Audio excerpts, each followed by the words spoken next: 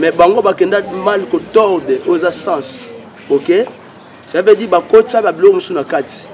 Oyo ezalaka te. Lorsque vous allez na kati ya Nia Basango, c'est de l'idolâtrie qui se fait. Dans l'église catholique. C'est que ça salle d'attente. Marie ya losa kotoni granasi ya mokonza zali na yo. Abe, ce sont on ne vénère pas la Vierge Marie. Qui est Marie? Marie, c'est une femme qui avait seulement la grâce. Une grâce, la grâce c'est une faveur imméritée. Azan Zambete, Azan Mama Yesu Masia par rapport à Ngolu Oyazua. Parmi les vierges, il n'y a pas eu qu'une prophétie qu'une vierge sera enceinte, comme Esaïe avait annoncé. Donc, mais lui, là, il sait seulement la grâce. Il n'est pas un Dieu. Même maintenant, dans le royaume, c'est que vous appelez à faire l'alliance avec Dieu. Dieu n'a pas aussi compris l'alliance avec tout le monde qui disent que nous sommes des hommes de Dieu. Maintenant, le Camboya pasteur de Niles, comme qui est celui qui est mon évêque, je vous dirai ceci. Ce qu'il fait, c'est un évêque. C'est un homme de Dieu. Je ne sais pas, dans la ligne appelée locomotive, mais je vous dirais que le Niles a une alliance continue avec son Dieu.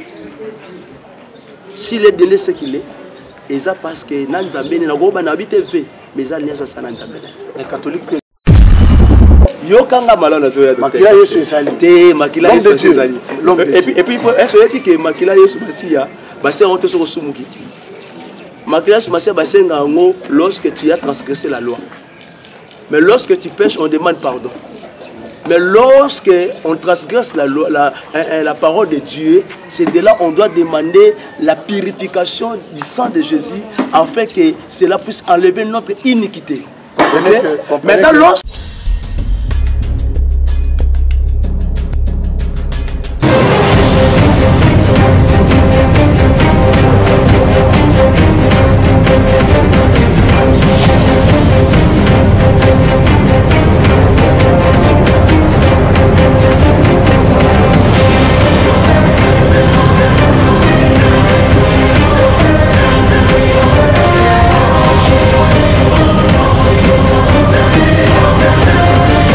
merci à tous les abonnés, chers internautes de la version Nouvelle TV, une chaîne de l'éducation, une chaîne qui vous donne des informations à la source. Nous sommes 6 h du matin. Quand nous sommes dans la version Nouvelle TV, nous sommes là pour vous servir par abonner à Bisso avec toute fidélité. Et aujourd'hui, dans votre émission, la connaissance de la parole, je reçois un pasteur. Jeune pasteur, mais c'est un pasteur puissant au nom de pasteur Gédéon. Et ensemble avec le pasteur Gédéon, nous allons parler d'un sujet qui est un peu vaste aujourd'hui en RDC, qui est un peu complexe, du Cambouya, alliance. Nous avons battu alliance Oyo, les Anini, alliance Oyo, les autres, basal Nzambe, les lois, les bêtises. Ce que nous avons tout dans le Cambouya, bien dans alliance Nzambe. Tout cela, nous avons Nzambe, on a connaissance de la parole. Tout le monde est-ce que les lois, Makamozo Samana Kinshasa, et ça par rapport à l'alliance, nous tous à l'alliance Nzambe, Nzambe Batinda Rasa la bêtise, partout en dimanche, afin de recevoir le pasteur Gédéon. Let's go. Merci beaucoup. En face de moi, nous avons le pasteur Gédéon. Bonjour, pasteur Gédéon. Bonjour. En tout cas, merci beaucoup pour la simplicité. On dit tous à l'émission à 6 h du matin. Ce n'est pas donné à tout le monde. Malgré la 7 h, aux gens qui sont accordés, moi, tantôt à l'émission à 6 h du matin. Mission la version Nouvelle TV, même sur Ben Session à 4 h du matin de Yaka. Et tous les gens qui sont abonnés à Bisso. Pasteur Gédéon, na baoyo bayebio na bao bayebio te tous en 2021. Lelo banini oyo koloba na 6 h à lelo. Il y a les pamboli ou kotambola na bana nzambe na 2021. D'abord, na personne de merci plus. Na ya wenzambe na biso pe manabomo battre biso depuis 2020. Donc, j'espère que 2020 c'était une année qui n'était pas facile. Bitumba ezaki belé, bao ba kotika batikalaki, bao ba koyaki. Lorsque je parle à Woko, il y a celle qui donc Dieu a payé par rapport à sa souveraineté. Que homme tombe sur inattendu, homme fort, homme puissant, il y a eu même des pasteurs très élevés au bâti en 2020. Mais je dis merci à Dieu parce qu'à battre le biseau, j'espère que dernier émission tout ça qui n'a eu ensemble à papa. Donc encore une fois de plus, nous avons tout le monde est sous, donc que Dieu soit loué. Donc c'est ça. Et on a beaucoup de biseau. On a souhaité bango une année nouvelle, ça veut dire une année de prospérité, une année de paix pour mboka na biso pe bafani mobimba ya monde entier na biso. Et lorsque je dis une année nouvelle, une année de paix, cela veut dire par rapport à manger autant mboka na biso, malgré le temps sonne vraiment mal, que beaucoup de Congolais des fois n'arrivent pas à comprendre et à faire l'étude du temps. Et même les politiciens, même nous, les hommes de Dieu, les enfants de Dieu, nous sommes apportés par des sentiments sans pourtant comprendre des enjeux qui se passent. Donc, je dis seulement que Dieu soit avec nous pour cette année. Ouais, merci beaucoup. Pendant que vous êtes en train de parler, on a soutiré sur quelque chose dans mon livre. Basala Nzambe pe belé bazo ko sala lecture ya temps. Malingito solana likambo etali alliance. Parce que les autres zomona na mboka na biso ko mo likambo alliance oyo elukeli biso nga. Au moment où Salah Nzamba Salim Babé soko meka bomeko lobani je connais mon alliance avec Dieu. Est-ce que pouvez-vous nous expliquer en quelques mots alliance c'est quoi? Wow. Merci beaucoup Dr. Chrétien. J'espère qu'il y a tant de complications et tant de fois, comment dirais-je, tant de confusion qui se passe entre nous, plutôt qui se passe qui se passe dans un milieu chrétien. Les gens font beaucoup plus la confusion entre alliance et un V. Vous voyez, l'alliance c'est une autre chose, le V c'est une autre chose.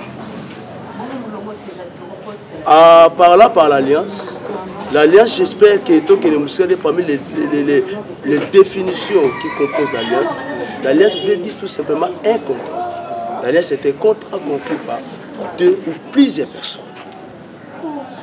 C'est un contrat qui est conclu par deux ou plusieurs personnes. Là, c'est la première des choses, d'une manière scientifique.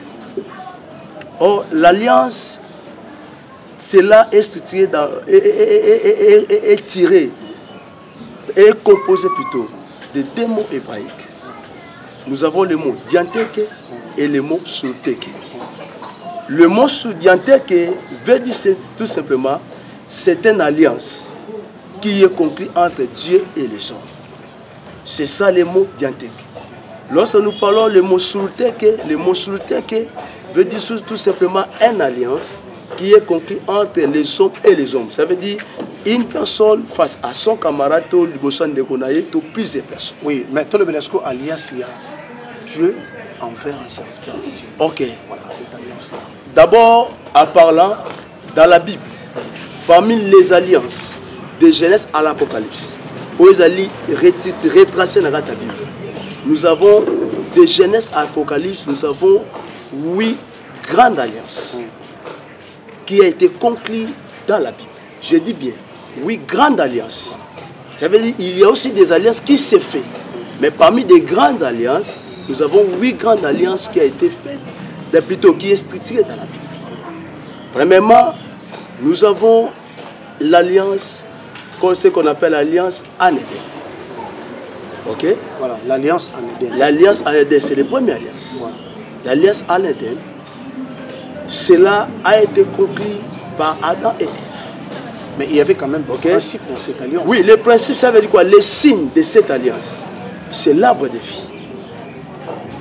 Deuxièmement, nous avons, si Dieu nous donnera du temps, on aura chaque émission, il y a aux attaques au développement. Deuxième alliance, nous avons l'alliance avec Adam déchi. Nous avons une alliance entre Adam et Nzambe. Alors, vous pouvez tout manger, mais sauf l'arbre de connaissance du bien et du mal. Donc, moi, je suis là. Oui. Maintenant, ma question est la celle. Alliance on Nzambe asala na ba oizana principe na kati. Les autres basala Nzambe basala mabe pour que d'autres chrétiens s'il vous plaît. Toujours que na retracer comme ça tout ce que passe wana eza likambu ya dans FT. OK? Nous avons troisième alliance. Ok, parce que deuxième alliance, c'est l'alliance avec Adam déchu. Voilà. Le site de cette alliance, c'est la postérité de la femme écrasera la tête du serpent. Ok. Nous avons troisième alliance, c'est l'alliance avec Noé. Comme si c'est là l'arc-en-ciel. Il y a beaucoup de personnes qui se trompent là-dessus. Il y a beaucoup de personnes lorsque aujourd'hui, tout le monde même dans l'église Nabiso, que le monde a pasteur à cette église, soit cher à cette staff, l'arc-en-ciel qui dit que la présence de Dieu. Les occultistes aussi utilisent l'arc-en-ciel comme étant des signes de base de leur puissance. Ça veut dire que c'est l'âme c'est l'âme à l'au-delà. Donc même les scientifiques, les occultistes aussi utilisent l'arc-en-ciel. L'arc-en-ciel n'est pas la présence de la gloire de Dieu. L'arc-en-ciel seulement, c'est un signe de jugement. Même lorsque nous voyons dans le livre d'Apocalypse, lorsque nous voyons le trône de Dieu tantôt de l'arc-en-ciel, ce n'est pas dit la gloire. C'était l'un des signes du jugement que Dieu il va utiliser, va exercer. Il avait exercé ça au temps de Noé, dans la déluge. Et lorsque Noé a offert l'offrande, Dieu a senti l'odeur de cette offrande. Et Dieu a dit l'homme n'est que chair. Ça veut dire Dieu a juré qu'il ne détruira pas le monde dans la déluge. Il y a un comment on a si dans il y a arc-en-ciel. Il y a un na sabana na Nzambe. Tant nous beaucoup mona que mvula elinge beta makasi et que bomoni apassé signe arc-en-ciel. Et ça a un moment d'interpellation entre ngai na yo to ke ndoko luka Nzambe ko Nzambe alimbisa biso. Pourquoi? Parce que Nzamba comme en étape né affiré. Il y a arc-en-ciel et que ça l'apparition pour la connaissance Nzambe. Souviens-toi des choses que tu avais dit à ton serviteur Noé, que tu ne détruiras pas le monde dans la déluge, plutôt dans la déluge. C'est pour cela la passion de l'arc-en-ciel qui s'est fait. C'est ça. Et nous avons la quatrième alliance, c'est l'alliance conclue avec Abraham. Ok? Le site de cette alliance, c'est la circoncision. Le cinquième alliance, nous avons l'alliance d'Israël pour la terre promise. Là, nous avons comme le soubassement, comme Dieu avait dit à Lévitique, hein, que si je ne me trompe pas, que si vous observez mes voies, et si vous marchez selon mes commandements, je serai pour vous, vous serez pour moi comme une nation sainte et un rôle de ça, de sacrificateur. Ok? Le sixième alliance, nous avons l'alliance d'ici, du Sinaï. Le soubassement, c'est les 10 commandements. Et nous avons le septième alliance, c'est l'alliance conclue avec David. Pour le trône éternel. Le signe, ce que tu dis, les comme signe, c'est le temple. Lorsque David a eu l'intention de bâtir à Dieu le temple, il a dit au prophète Nathan, la nuit, Dieu a apparu à son prophète pour dire que dit à David, comme il a eu cette pensée, je lui ai donné le trône, j'ai exterminé tous ses ennemis. Mais cet homme a pensé parmi tous ces gens qui n'ont rien pour établir en Israël. Attends, tout le monde a pensé au temple. Mais le coup là, il y a ses souvenirs. Attends, c'est la joie qui est dans ta poutre, dans ta mapelle, dans ta matite. Animi quand on est à temple, il y a une va finir tourner pour tout, pour toujours. Et le huitième alliance à la fin, c'est la nouvelle alliance. Comme si c'est le sang de Jésus-Christ. Maintenant, parmi les 8 alliances, nous avons 2 plus grandes alliances. Qui y est plus important, c'est l'alliance conclue avec David pour le temps éternel, et c'est la nouvelle alliance où nous sommes sortis comme étant le Fils de Dieu, comme étant les chrétiens. Maintenant, lorsque vous parlez de l'alliance, moi je voulais tout le donner la 8e alliance, parce que le sang de Jésus, c'est là où on a retraité. Et comprenez que c'est la connaissance de la parole. Vous sentez quand même que Pasteur Gédéon, Babi, moi, la lion, moi, la tigre, vous sentez quand même qu'il y a la connaissance de la parole. Dans notre émission, tout le barasso qui a la connaissance, n'ose même pas, parce que dans la plateau version nouvelle, on a connaissance de la parole. Bazar bateau, bazar na mâchoire, puis bazar na rouleau, bazar na matière. Voilà, Papa Jean-Pierre Moulou, vous comprenez quand même que Pasteur Gédéon a chopé sa matière dans 4 émissions. Continuons notre émission. Lorsque nous parlons du sang de Jésus,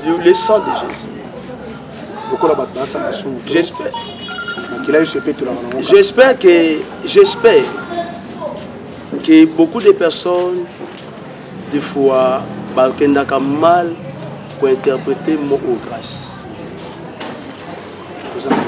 Ok. Pasteur, Papa Nanga. Pasteur, moi ça bat. Ok. Hey, tu ne connais pas mon alliance avec Dieu. Papa Nanga. Ne me jugez pas. Ok. Dans ta chrétien. En ce qui concerne les hommes de Dieu, c'est les hommes de Dieu et Dieu. Wana na roko tangote. Les handicapés na roko te la bangote passé par docteur chrétien. Bible lobi ne juge point. Et Dieu a dit qui est pour juger mon serviteur. Ceux qui dans le bima comme toi na bakisi na kati wana autour d'un. C'était dans quel contexte? Dans quel contexte? Dieu ne voulait pas que ses serviteurs soient jugés par par le peuple. Ok? Voilà. Yango komona bit nango. Dans un livre plutôt non. Tu vas voir. Ok, tu vas voir ce que Dieu a fait avec Aaron et Myriam. D'autres traditions appellent Myriam Marie. Tu sais, les cas.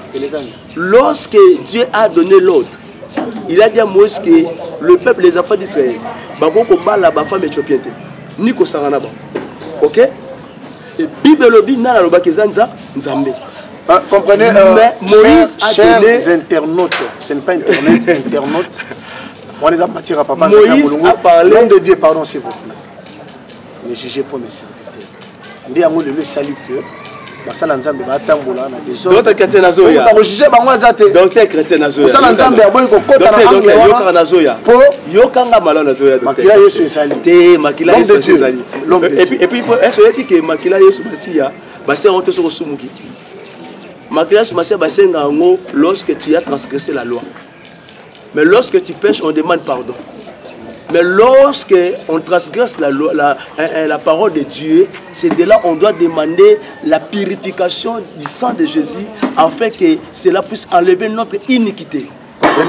Maintenant, lorsque nous parlons, comprenez que lorsque nous parlons, il y a évêque, lorsque nous à côté là, pasteur. Lorsque bon, s'il te plaît, lorsque nous parlons, c'est l'alliance. Et là, quand il faut les hommes de Dieu. L'alliance que Dieu avec les hommes. Ça veut dire que c'est Dieu qui fait l'alliance avec les hommes. L'alliance comprend que Dieu et les hommes. Ce n'est pas l'homme qui fait l'alliance avec Dieu, mais c'est Dieu qui fait l'alliance avec son homme, oui, ou son serviteur. Moi, mon problème est ça. Le coup là-bas, tu vas juger ça dans Nzambe. Mais papa, donc ta chrétien. Tout homme de Dieu a ça l'alliance dans Nzambe. Il faut le connaître. On a dit qu'on a débit. Tout ça la différence, c'est le côté de Kamba V, na Likamba alliance. L'alliance c'est un principe. Et quels sont ces principes? Vous comprenez mal? Nzambe alobi na Abraham. OK? Dans le livre Genèse, le chapitre 17. OK, je vois le verset 1er qui est verset 5. Pendant tous ces 24 ans, parce que Dieu a apparu à Abraham à Mésopotamie. Abraham n'était pas pauvre. Abraham était riche parce que son père fit considérer comme étant un Dieu. Abraham avait le culture, il y a polythéisme. Ça veut dire qu'ils adoraient plusieurs dieux. Nakata Mésopotamie. Le Dieu soleil, le Dieu lune, paie les étoiles. Ok? Mais soudain, il a attendu une voix. Il a compris que cette voix n'est pas la voix ce n'est pas la voix de n'importe quel Dieu, mais c'est la voix d'un Dieu qui est souverain. Il a obéi. Mais pendant tous ces 24 ans, Dieu parla avec son serviteur. Non face à face, il s'est révélé à son serviteur. Mais après avoir Abraham conclu comme on a 99 ans, on se attend à bien qu'il a 75 ans. Mais on a 9 ans, il a Abraham pour lui dire que marche devant ma face. Ok? Et sois intègre. Et de là, j'établis mon alliance entre moi et toi. Le principe. Pour que Dieu puisse établir l'alliance, il a dit à son serviteur, marche devant ma face et sois intègre. Sois intègre. Aujourd'hui, parlons de l'alliance aussi, mais ils appellent la question un peu complexe. Il y a le pasteur Marcelo, au Lilo, catholique, basé en Colombie. Vous venez de le dire tout à l'heure, si je ne me trompe pas, que ne jugez point, mais ce que tu peux juger, mais ses serviteurs. Est-ce que Basango Baza Basalanzam? Et ceux qui Basango Baza Basalanzam, est-ce que Pasteur Marcelo, il faut atteindre propos, atteindre qui défend son église, qui Baza salle d'attente pour aller en enfer? Bon, docteur Chrétien, j'espère que vous savez que mission mon appel. Alors, barino que Basango Baza Basalanzam. Non, ok. Le roi n'a pas peur. Cela veut dire quoi? Cela veut dire quoi? Cela veut dire quoi, docteur Chrétien, s'il vous plaît? Tous ça, je suis d'accord de Christ. Ok? On reconnaît que Basango peut travailler d'accord. Yo kanga il y a une ambition de docteur Chrétien parce que na tu les batailles le banzambeti. Le baye sous Masia. Mais bango bakenda mal ko tordre aux sens. OK? Ça veut dire ba kotsa ba blo musu na kati. Oyo ezalaka te. Lorsque vous allez na kati ya Nia Basango, c'est de l'idolâtrie qui se fait. Dans l'église catholique. C'est que ça salle d'attente. Marie a le sac Otoni Granassi, ya Mokozazali na yo. Abe, ce sont on ne vénère pas la Vierge Marie. Qui est Marie? Marie, c'est une femme qui avait seulement la grâce. Une grâce, la grâce c'est une faveur imméritée. Azan Zambete. Azam Mama Yesu Masia par rapport à Ngolu Oyazua. Parmi les vierges, il n'y a pas eu qu'une prophétie qu'une vierge sera enceinte, comme Esaïe avait annoncé. Donc, mais lui, il a essayé seulement la grâce. Il n'est pas un Dieu. Même maintenant, dans le royaume, c'est que vous partagez de même avis. Mais je vous parle. Il y a tant de chrétiens qui sont dans l'église catholique, papa. Est-ce que vous savez comment? Et là, on a la l'église catholique. Personnellement, que bandemi na bango babi ko ba bolumbu ya papa na bango et était le roi le biso na biso okomona jamais prêtre catholique abima finga ndeko na ye mais biso na biso le londe comme différence makasi likamba alliance ozoko likamba papa quelle alliance tout le monde a sa alliance ensemble moi on zolo c'est là exemple tout ça ça fait 10 ans pasteur de Nile c'est une alliance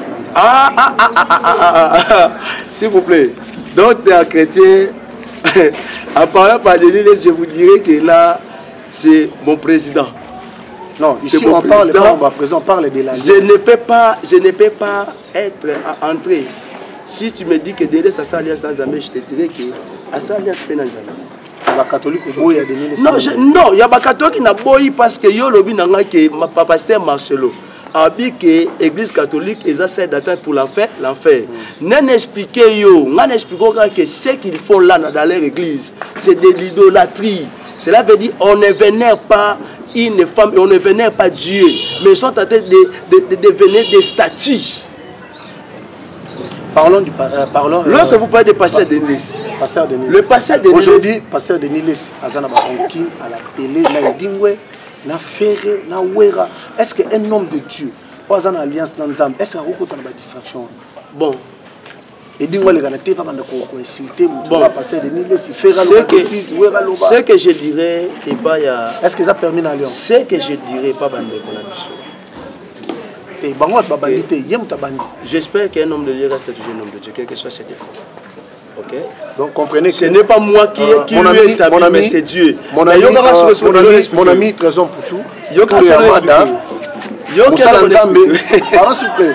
Moussala Nzambe ata asali mabe non nalobini papa nanga Lauriane Meta la grande dame des États-Unis question posaki yango wana problème ezali voilà nakoyesa bandeko na ngai boyi lorsque je dis que ne j'ai pas fait que vous ne soyez pas jugés ou bien qui es-tu pour juger mon serviteur si toi c'est là que regarde que c'est là regarde que moi c'est Nzambe lobi yango OK nako tort de sens sa Bible te donc Zambabi anga na ba biblion et loko nga na kosenga na bandeko na ngai tu sais quoi un jour et là on a le bâton mususu bateau baza sage ba comprendre David azala le bien-aimé de Dieu vous comprenez mal David fit le bien-aimé de Dieu l'homme c'est mon cœur mais comment attends-moi penza m'a frappé Zamba frappé était pour aboma moi na le bossa le combattant Nzambe a excité na OK et bien OK zakani a dit Israël ba yebiki ba ke na sa dénombrement te ça ba tanga ka nomba ba nezete ko Nzambe ni ba buya Abi c'était un peu ni j'ai pas encore ça non de dénombrement à Bango. Mais David Atinda Joab, c'était pour que Dieu puisse frapper son cerveau. Ok? Lorsque Joab a Boya, Abi c'est moi qui donne l'ordre. Merci beaucoup. Maintenant, le problème c'est quoi? Le problème, moi je ne dis pas que les hommes de Dieu n'ont pas encouragé mon abbé. Il y a un abbé nayo, tout ça qui va vantir. Tout le monde n'est pas appelé à faire l'alliance avec Dieu. Dieu n'a pas aussi conclu l'alliance avec tout le monde qui disent que nous sommes des hommes de Dieu. Maintenant, le Camboya pasteur de Niles, comme qui est celui qui est mon évêque, je vous dirai ceci. Ce qu'il fait, c'est un évêque. C'est un homme de Dieu. Je ne sais pas dans la ligne appelée locomotive, peut-être qu'il soit fini. Mais je vous dirais que le Niles a une alliance conclue avec son Dieu. S'il est donné ce qu'il est, et ça parce que Nanzambé n'a pas habité fait, mais il a alliance à Nanzambé. Les catholiques peuvent l'opposer, ça pour ça l'alliance. Catholique, quelle alliance? Quelle alliance? Quelle alliance? Maman conseillère. Maman conseillère. Quelle alliance? Maman Caroline Lumumba. Pasteur catholique, ils ont la science, il y a mariologie. D'autres ont mariologie. Mais le titre carrément. Passage, s'il vous plaît. La langue de l'Omogo, le bien, ils ont trop capital. David Azalaki, l'homme, c'est non, le cœur de Dieu. Mais comment il n'a pas de frappe qui donc, ils ont la réponse au petit pasteur de Niles. N'a pas si avec de l'esté. Attends, selon le cœur de Dieu. Mais Dieu peut te frapper. Mais on le met indirectement. Est-ce que yo yebi que docteur, yo yebi que David l'homme c'est de Dieu, c'est le cœur de Dieu.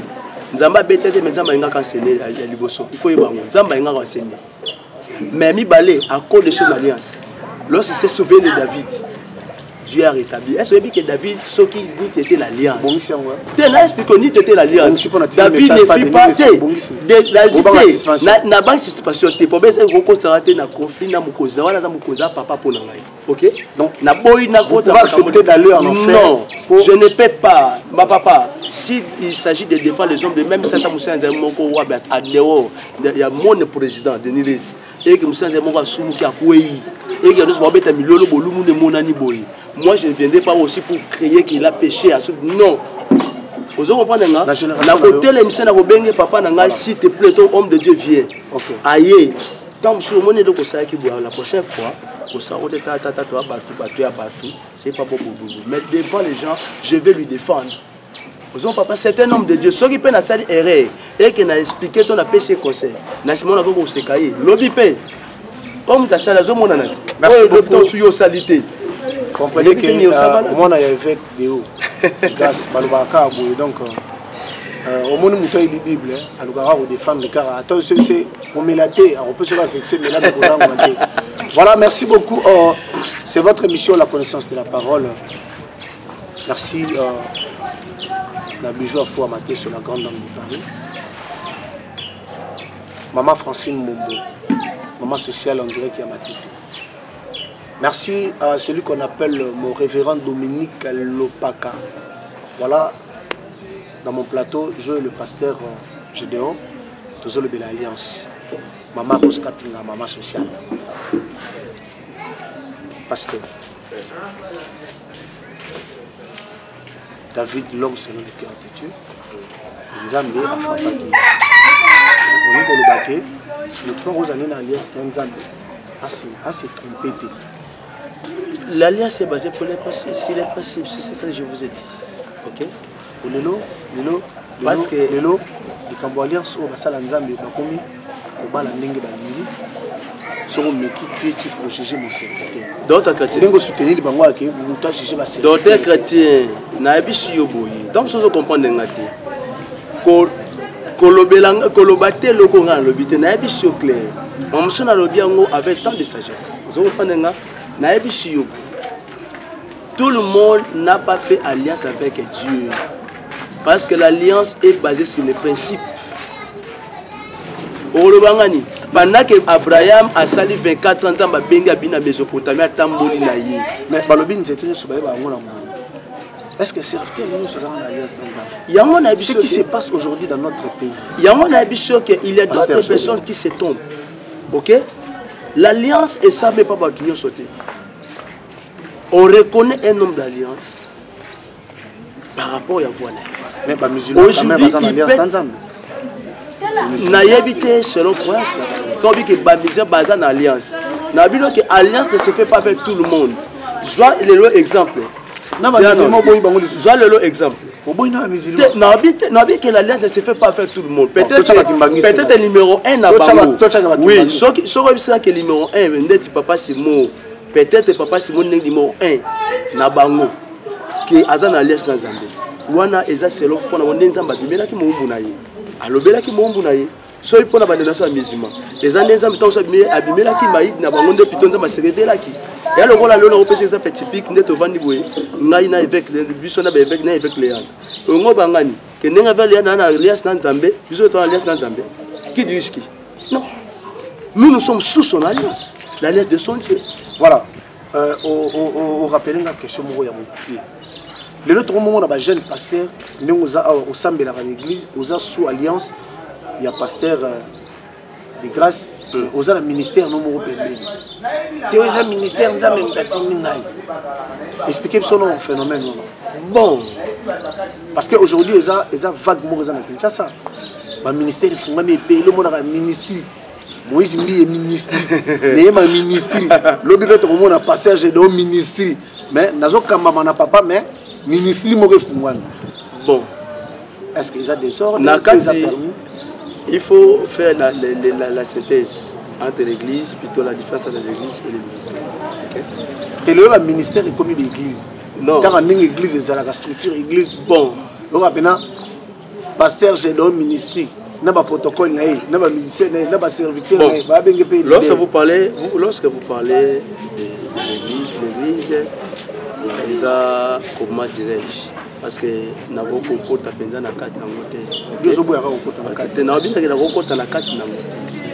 Ok, il y a d'autres choses où peut-être nous avons été pressés à connaître. Dans la église, nous avons 5 ministères où ils vendent la carte.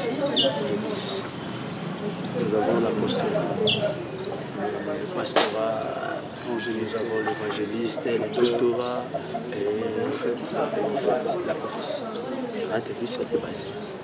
Okay? Mais lorsque nous parlons du ministère, le ministère, c'est là par définition, c'est la charge. C'est une charge qui est confiée à quelqu'un. Okay? Le ministère n'est pas l'église.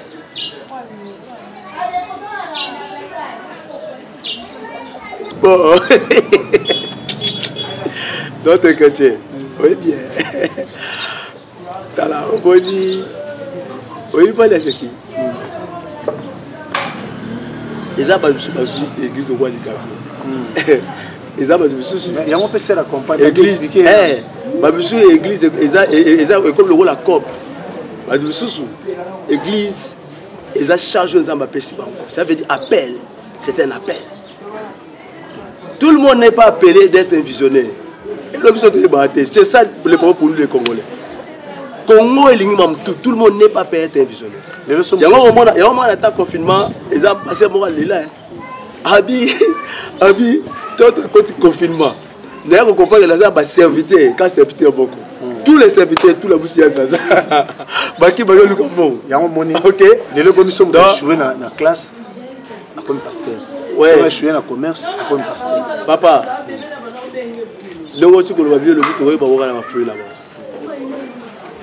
et il y a d'autres personnes qui apportent pour nous. Ils étaient parmi nous, mais Bazaki qui a pu sauter. C'est pour cela que Zamba Tindel Bango esprit égarément. Question Moko et Outi Dordan, pas cette fois un Kartachi guest à tout Fiambo.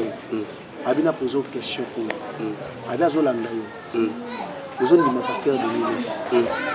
Parce qu'il y a président. Mais ceux qui sont un homme de Dieu. On a habité à la nappe. Alors, attends la Bible, mais vous avez un passage. Retire-toi loin de moi, je ne t'ai jamais connu. Pour reconnaître un homme de Dieu, retire-toi loin de moi, je ne t'ai jamais connu. Même peut-être il y a un pasteur de l'Église, le Kola Bagizamina, mais Nzamba Lobi, Onyo Salanga, Tkala, Yebo, Est-ce que jugement Nzambe goza pasteur sikoyo wana ozoloba na jugement ya grand trône blanc non enlèvement la tribunal de Christ mais na jugement ya grand trône blanc ou ba mi ba benga jugement de dernier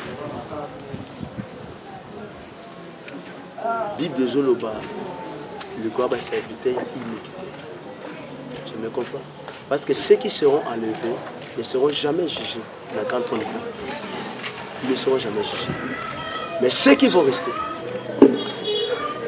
nous qui serons enlevés, parce que moi j'ai dit nous qui serons enlevés, on ne serait pas jugés. Non, mais ça si, en enlèvement, il y a un membre de ça, pourtant, si je suis au côté de l'émission, je suis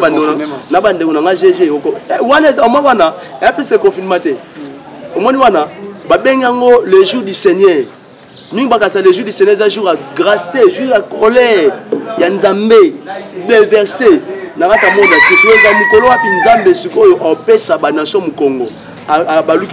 n'est pas notre sujet, comprenez que mais on comprend que lorsque nous parlons, il y a un toi de moi. Dieu parle à ses serviteurs-là. Tu sais quoi? Il y a d'autres personnes qui ont banana Nzambe malade. Banana Nzambe malade. Mais non, basu Nzambe. Tangla, naza na yebi pete. Mais na soki belé banana. Lelo. Bon, ndeo moni otanga. Yoka selo wana ezo ko engager yo. Na bato na Nzambe na bango. Pasteur Moïse. Ndwana na boya on a évité. Na évité. Na évité. Yo to tanga pasteur. Na évité. Naïbi Marambate. Les Marambate. Dieu te tient bien. La chose que Bible apporte pas le biais. Zamba tindeli bango mulimo ya kobunga. Vous comprenez nga? Il y a ceux-là qui ont commencé bien avec Dieu. Le pasteur Moïse Mbi a yemba. Oui. Aujourd'hui on parle. Maintenant je vous parle. Maintenant. Naye papa. Naye bité muta mutu subasima naye nanzambe ezani. Et ça dit avec tous les Nzambe naïbité, je ne peux pas entrer à ça. Je ne peux pas. Naïbité, mais sachez-le bien qu'il y a d'autres déjà qui étaient, il y a plus ça. On est ensemble avec eux, même pas il y a ni il y a encore du Christ. Mais le bas sur mais lobby, naïbi nous dans papa, comment on est sur le temps que ce sont des hommes de Dieu. Et d'autres personnes qui ont homme de Dieu selon jugement selon jugement. Et bon, si nous avons établi, donc Denis laisse yo que quand vous batanion son ministère, Denis ça c'est un ministère. Est-ce que toi tu crois que Denis ça c'est alors pour savoir le côté. Denis ça professeur par monsieur Katamboka na bisoa. Nana oboy. Nana oboy. Merci pasteur de l'Université, nous sommes arrivés à la fin. Et arrivé à Mboka, il est arrivé à Mboka Tamboko, c'est une série, il y a des prophéties. Nous sommes arrivés à la fin. Et il y en a une bataille. Papa Kout Nabiso, à Koufa Malengesa, à Nova Nanabinza. Moi je me souviens que pasteur de l'Est, la télévision en direct, voilà, c'est à l'antenne. Ah, ils ont payé sa prophétie.